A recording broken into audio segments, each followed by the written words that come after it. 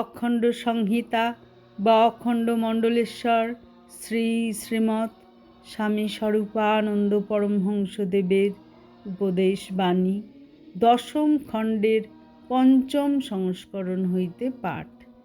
পৃষ্ঠা সংখ্যা 24। মৃত ব্যক্তির মঙ্গলার্থে জপযজ্ঞ। আসাম গোয়ালপাড়া নিবাসী জনৈক পত্রলেখকের পত্রের উত্তরে শ্রী শ্রী বাবামণি লিখিলেন, তোমার প্রিয়জন বিয়োগে আমি আমার অকপট সমবেদনা এবং সহানুভূতি জ্ঞাপন করিতেছি, কিন্তু তুমি শোকার্ত হইয়া সর্বকর্ম পরিত্যাগ করিয়াছ জানিয়া বেদনানুভব করিতেছি। সম্যক ঈশ্বর নির্ভর না আসা পর্যন্ত কেহ শোক জয় করিতে পারে না। এজন্য আমি আশীর্বাদ করিতেছি যে দ্রুত তোমার ঈশ্বর নির্ভর সম্যক রূপে প্রতিষ্ঠিত হোক এবং তুমি বিগত শোক হও। কিন্তু ইতিমধ্যে শোকার্থতা হেতু অবিরাম হা হুতাশ করিয়া জীবনের অমূল্য সময় বৃথা অতিবাহন না করিয়া পরলোক প্রস্থিত প্রিয়জনের কুশলের লক্ষ্যে তুমি মঙ্গলময় ভগবানের নাম জপে নিরত হও। আত্মীয়ের কাছে আত্মীয় নিশ্চিতই ইহপর জীবনে সাহায্য প্রত্যাশা করিয়া থাকে।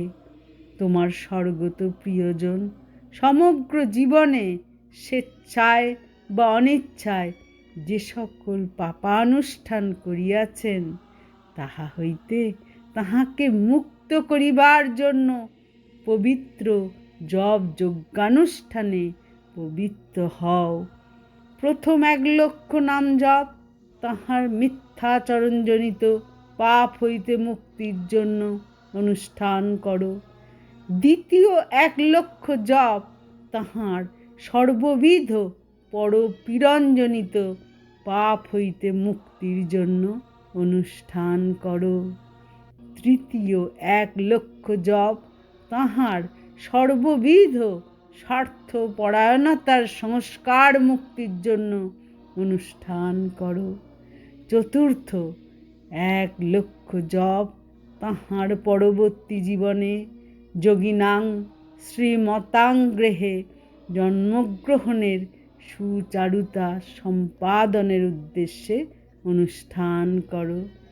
পঞ্চম 1 লক্ষ জপ তাহার পরবর্তী দেহে সর্বতোভাবে ভগবৎ সমর্পিত চিত্তে জীব কল্যাণকল্পে নিরত থাকার উদ্দেশ্যে অনুষ্ঠান করো। ষষ্ঠ 1 লক্ষ জপ তোমার ও তাহার পার্থিব সম্বন্ধের ভিতরে যত মানস সংস্কার অজ্ঞাতসারে কল্যাণ বিরোধী হইয়া জাত হইতেছিল বা হইয়াছিল তাহাদের অবসান কামনায় অনুষ্ঠান করো।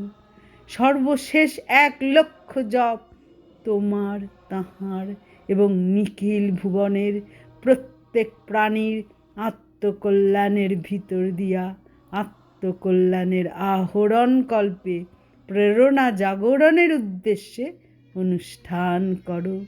এই 7 লক্ষ নাম জপ তোমাকে ও তাহাকে নরক হইতে উদ্ধার করিবে, তোমাকে অশোক ও বিগত ভয় করিবে।